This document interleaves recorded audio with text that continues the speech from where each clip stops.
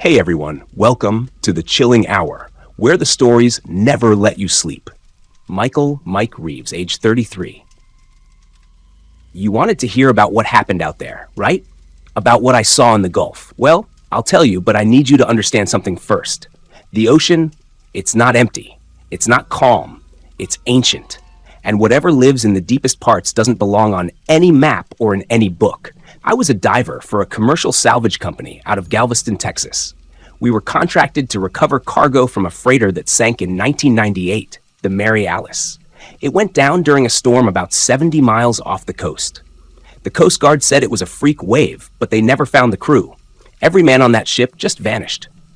Our job was simple. Go down, locate the main hold, secure any containers worth hauling up. I'd done dozens of jobs like that before. But this one was different from the start. We left port on September 3rd, crew of 6. The ocean was glass smooth that day, which should have been a good omen. But even before we hit the coordinates, the water started turning dark, not just from depth, but thick like ink. I remember standing on deck, looking down, and it felt like the water was staring back. That night, the sonar started picking up strange readings. The ship's engineer, Kyle, said the signal was fluttering, like something big was moving down there. The sonar showed blips the size of whales, but they didn't move like whales. They moved fast, erratic, sometimes doubling back. The captain thought it was a malfunction. I wasn't so sure. The next morning, I made the first dive. The descent took 15 minutes, straight down into black nothing. My dive light barely cut 10 feet in front of me. The wreck came into view like a ghost. Rusted steel, torn open, listing on its side like something had bitten into it. The hull wasn't split clean. It was ripped. You don't see that underwater. Inside, I could still see faded lettering and hanging cables waving like dead jellyfish. But the strangest thing was the silence. Usually, even at that depth, you hear shrimp, the occasional creak, some kind of movement. Down there, it was like the water itself had stopped breathing. I found the first container, marked chemical equipment. Standard stuff. I tagged it, signaled the surface, and started back up. That's when I noticed my dive light flicker. You know that feeling when you realize something's behind you? I had that. Except I was 1,200 feet underwater. I turned slow, sweeping my light. Nothing. But I could feel the water moving against me. A current, soft but purposeful, like a slow inhale. Then, from the corner of my light, something pale flashed and vanished. I thought it was my imagination, but when I surfaced, Kyle was white as a sheet. He'd been watching my video feed and said the camera caught a shape. He rewound the tape. I watched. At the edge of the frame, just for a second, something long and pale slipped behind the wreck. It wasn't a fish. It wasn't even shaped like one. No fins, no tail, just long, smooth like a massive limb or tentacle. We debated going back down, but the captain, Rodriguez, said we were there for a job, not ghost stories. That night, the sea went dead calm again.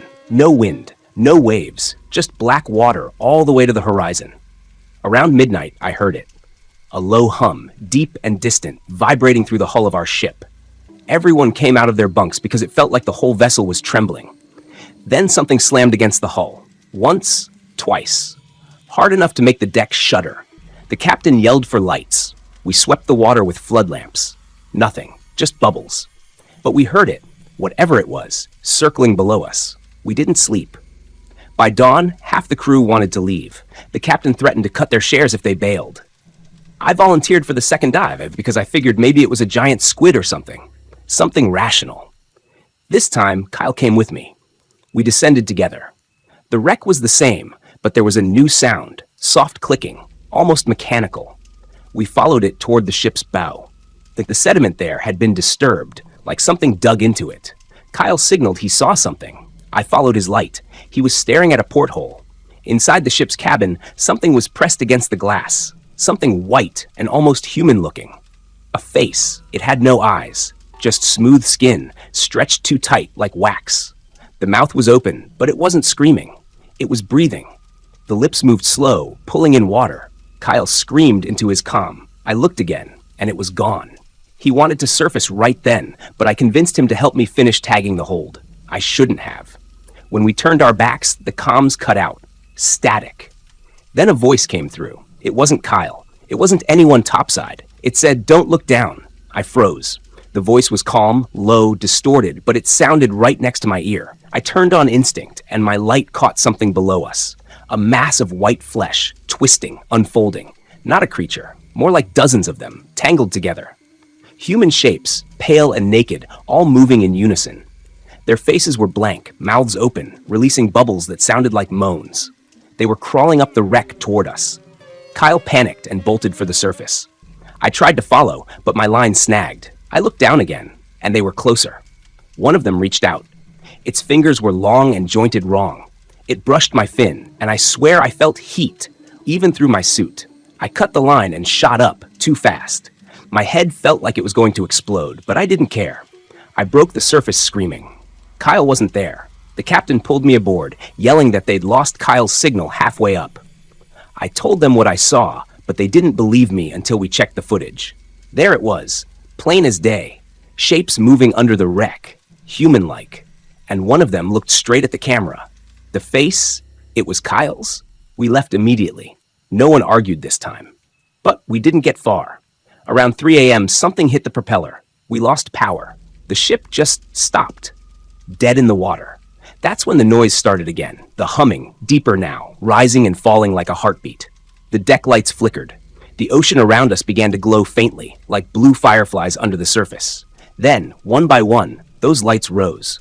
Dozens of them, hands. White hands reaching just below the surface, fingertips breaking through, dripping with salt water. The crew panicked. One guy, Darren, grabbed a flare gun and shot into the water. The flare illuminated them, faces floating just beneath, turned upward, eyes open now, mouths yawning wide as if gasping for air. Then they started pulling. The ship tilted. The captain tried the engines, but it was no use. One by one, those hands reached over the rail. Darren was the first to go, dragged screaming into the dark. I ran below deck, locked myself in the storage room. I could hear water pouring in. I don't remember how long I stayed there. Hours, maybe. When the Coast Guard found me the next day, I was alone. The ship was half submerged, torn open like the Mary Alice had been. They said it looked like we'd been hit by a whale or submarine, but they didn't find any wreckage. No whale, no bodies, just me and the logbook. They didn't believe my story. The official report said equipment malfunction and severe hallucinations due to nitrogen narcosis. But I know what I saw. Sometimes when I close my eyes, I still hear that humming. Sometimes I wake up and my ears are full of seawater. And here's the thing that keeps me up most nights. 2 weeks after they rescued me, the Coast Guard went back to mark the site for safety. The wreck of our vessel was gone, nothing but open ocean. But they did find something. A recording buoy, still transmitting. When they played it back, the log ran for hours of static, and then, my voice. Not from that night, though. A new recording. I was saying, "Don't look down." Pause. Breathing quickens. The man's voice drops to a whisper. "You believe me, don't you? You have to. Because they're still out there. I saw something tonight, white shapes under the pier, moving with the tide.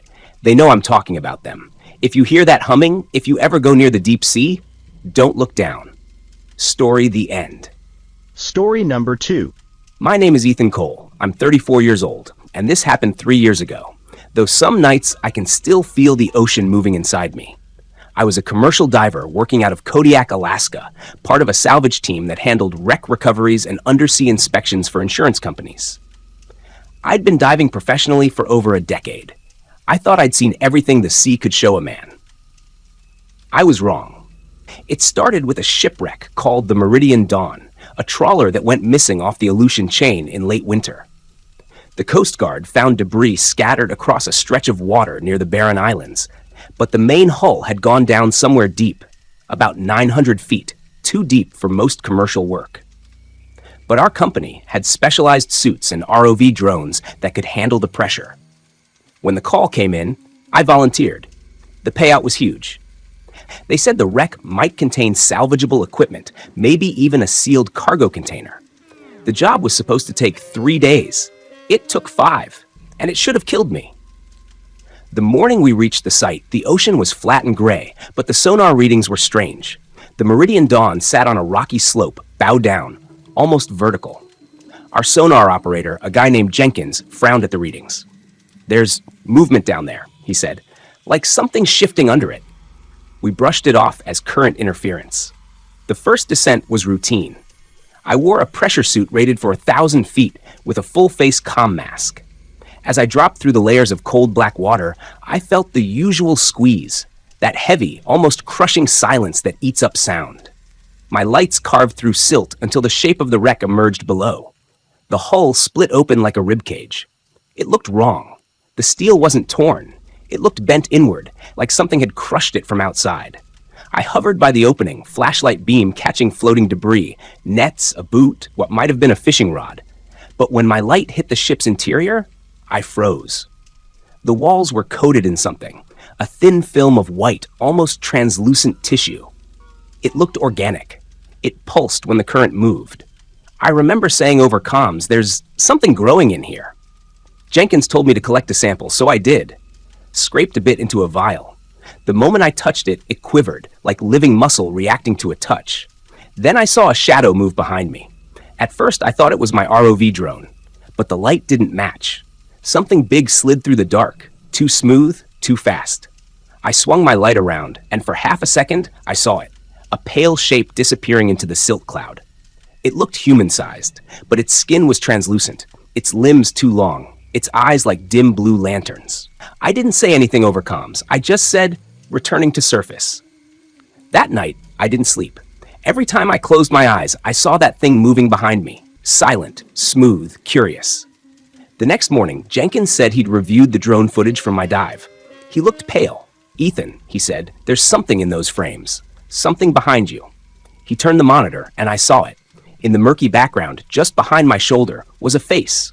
Not human, not fish. The eyes glowed faintly, and the mouth was open too wide, like a stretched O. When the camera panned, it moved. Not swimming, not walking, gliding. I asked him if it could be a trick of the light. He didn't answer. By day 3, we had to send another diver down, my buddy Marcus. He was a tough bastard, ex-Navy. He joked about sea monsters before he dropped. "If I see your mermaid girlfriend, I'll say hi," he laughed through comms. 15 minutes into his dive, his voice started to shake. "Hey, Ethan, are you seeing this?" "What?" "There's something tapping the hull from the outside." The sonar confirmed it. Rhythmic impacts coming from beneath the shipwreck. Jenkins thought maybe it was a rock slide. Then Marcus screamed. Not a startled yell, a pure, blood-freezing scream. His vitals spiked, and his camera feed shook violently. I saw the view tilt, a hand pale as milk pressing against his visor from the inside of the wreck. Then static. We tried to reel him in manually. When his suit reached the surface, it was empty. The helmet still sealed. No breach, no tear. Just gone. We were ordered to stop the mission, but I couldn't leave it alone. That night, I sat on deck, watching the waves. They were glowing faintly. Not from moonlight, but from a soft blue shimmer spreading beneath the surface. Like hundreds of bioluminescent eyes opening in the deep. I felt drawn. The sea felt alive, whispering. The captain wanted to pull anchor at dawn, but I told him I needed one last dive to find Marcus, or at least his gear. Against better judgment, he agreed. I went down at first light. About 600 feet down, I heard whispering through the comms. At first, I thought it was Jenkins, but it wasn't human speech. It sounded like multiple voices overlapping, rising and falling like the tide. When I reached the wreck again, the tissue I'd seen before had spread. The ship looked like it was being digested, its metal ribs softening, melting into the pale material. Then I saw movement near the bow. A human figure, floating upright. Marcus. I swam toward him, calling his name, but his head lolled to one side. His eyes were open, glowing faintly blue. When I got close enough to grab him, he turned toward me. His jaw opened far too wide, and his voice came through my comms, not through the water, but inside my headset. "Ethan," it said, "come see." My floodlights flickered, and suddenly there were dozens of faces staring out from the ship's walls. Human faces half merged with the white tissue, their eyes glowing faintly. They were mouthing words I couldn't hear, but I understood them. "Join us." Something touched my ankle. I looked down and saw a pale hand gripping my leg. Then another. Then dozens. I kicked, yanked my knife, started slashing. Pieces of that skin-like film floated around me, releasing clouds of milky liquid. I hit the emergency ascent. My gauges went crazy, pressure alarms screaming. The last thing I saw before I blacked out was a shape rising from the ship. Huge, vaguely human, covered in that same glowing tissue. It didn't swim. It rose like the ocean itself was lifting it toward me. When I woke up, I was on the deck coughing seawater. Jenkins was dead, heart attack, they said. But when they opened his locker later, they found something wrapped in a rag. It was one of my sample vials, cracked open. The tissue inside was gone, just a smear of white residue. After that, the company shut everything down. The wreck's coordinates were classified, sealed under a federal maritime order. I left diving work soon after, but that wasn't the end. 2 weeks later, I started hearing the whispers again. Not underwater, in my shower, in the sound of running water, even when I closed my eyes in the rain. Sometimes I wake up drenched in salt water that isn't mine.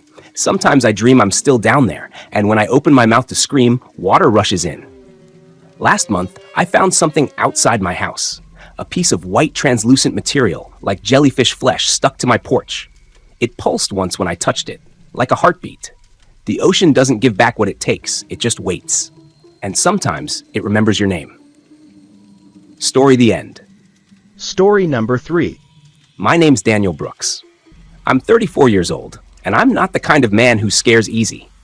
I was raised on the Gulf Coast of Louisiana, learned to fish before I could tie my shoes, and I've worked offshore rigs and deep-sea trawlers most of my life.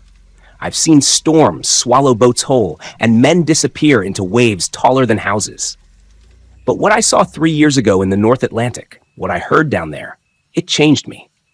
I still wake up some nights choking on seawater that isn't really there. It started when I took a job on a research vessel called the Delilah. It wasn't a big operation, just a 6-man crew and 2 marine biologists from a university in Maine.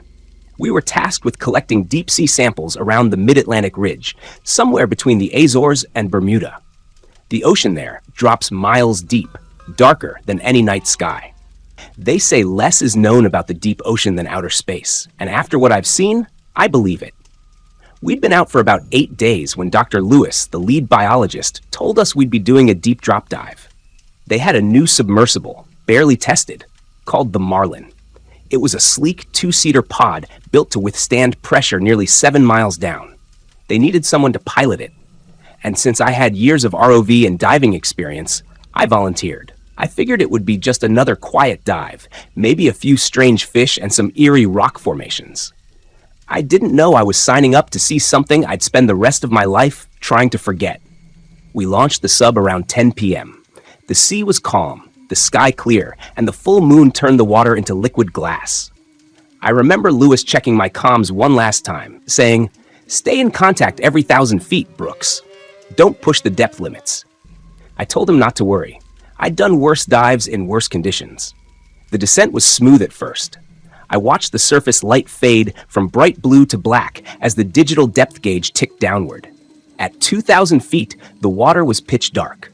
My only view came from the sub's headlights, 2 narrow beams that barely reached a few meters ahead.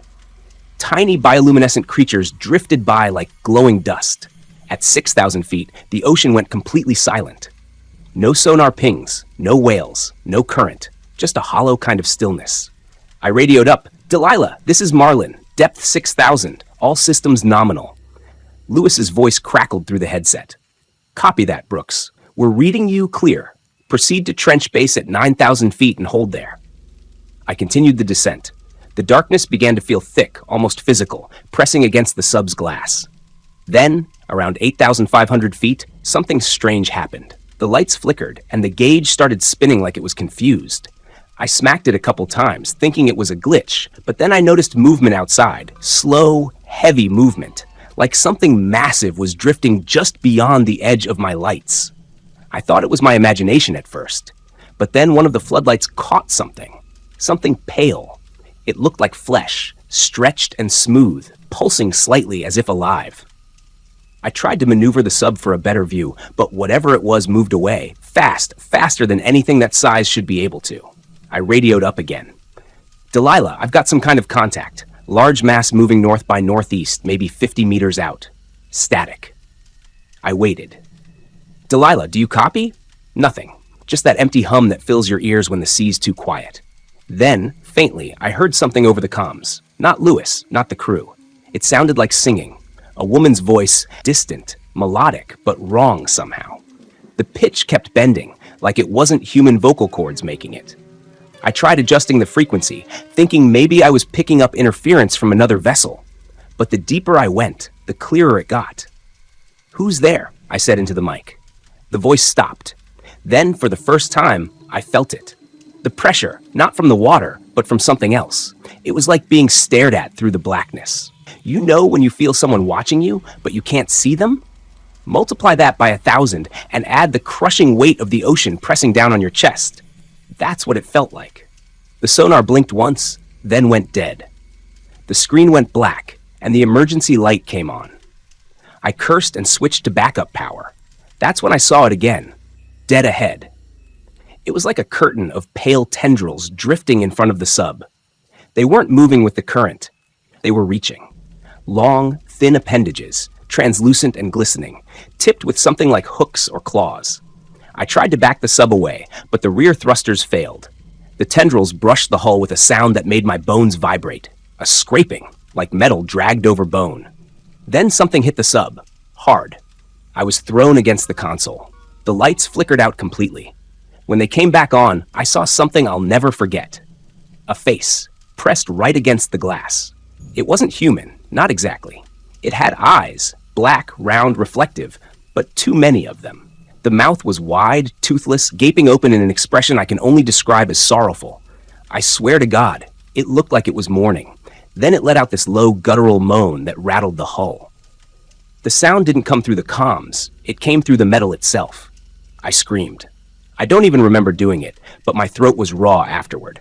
The sub began to spin, alarms blaring, and all I could do was brace myself as the world tilted sideways. I think I lost consciousness for a while, because when I opened my eyes again, everything was quiet. The sub was resting on something solid. I checked the depth gauge, 10,400 feet. I'd gone too far. The Marlin wasn't rated for that. I should have been crushed. But somehow, I wasn't. Outside the viewport, my lights revealed what looked like structures, not rocks. Structures, jagged, symmetrical shapes half buried in silt, pillars, arches, carvings, like ruins of a city. My mind couldn't process it. How could there be a city at the bottom of the Atlantic? As I stared, the comms crackled again. Daniel. It was the same voice. Female, soft and echoing. Daniel, you shouldn't have come here. Who are you? I asked, my voice trembling. No answer. Just that same song, quieter now, more like a whisper in my head. I tried to power the sub's ascent thrusters, but they wouldn't respond. The power gauge was dropping fast. I could feel the temperature rising inside the pod, condensation forming on the glass. I looked out again, and that's when I saw the carvings more clearly. They weren't random. They were faces, hundreds of them, etched into the stone, human faces, twisted in agony. Their mouths open, screaming silently. Then, just beyond the ruins, something massive began to stir. I couldn't see it clearly, only the faint outline of movement, a shadow shifting beneath the sediment. It was as if the entire seabed was alive. The voice whispered again, this time right behind my ear, though I was alone in that sealed pod. Go back up, Daniel, before it remembers you. I didn't question it. I slammed every control, rerouted auxiliary power, and the sub finally lurched upward. As I ascended, I caught one last glimpse of that thing rising from the ruins, a shape too big to comprehend, rows of eyes blinking open in the dark. And then, nothing. The rest of the ascent was a blur.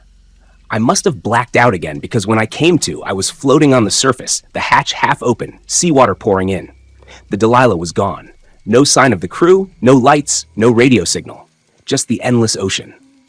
The Coast Guard found me 3 days later, delirious and half dehydrated, clinging to the remains of the Marlin. They said the Delilah had sent a distress call before vanishing completely. No wreckage was ever found. They questioned me for hours, but when I told them what I'd seen, they stopped writing. One officer just said, "Son, the ocean does strange things to a man's mind." They left it at that. But I know what I saw. I still hear the voice sometimes when I'm near the coast. I'll be standing on a dock and I'll catch it in the wind, a faint song calling my name. 2 months after the incident, I tried to go back to work, but I couldn't step foot on a boat without shaking. I moved inland to a small town in Pennsylvania. I thought I'd escaped it. I was wrong. Last winter, I found a package on my doorstep. No return address. Inside was a recording device, the kind used on research vessels. When I played it, I nearly dropped it. It was my own voice from the sub, the dive logs, but layered beneath it was something else. A woman humming, faint but clear, the same melody I'd heard in the depths. The recording ends with a sound, not static, not interference. A heartbeat, slow, steady. And then my name, Daniel. I threw it in the river, but the next morning it was back on my doorstep, dry. I don't know what followed me up from down there, but it's not done with me.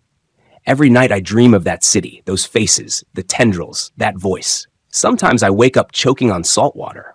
Sometimes I hear something moving in the pipes beneath my house, like the sea's trying to find its way back in. I know what the ocean hides now. It's not just darkness, it's memory. Every shipwreck, every drowned soul, it keeps them, it feeds on them, and something down there remembers me. If anyone hears this, stay away from the Mid-Atlantic Ridge. Don't listen to the singing. Don't follow the lights. Because once you hear her voice, you don't come back the same. Story the end.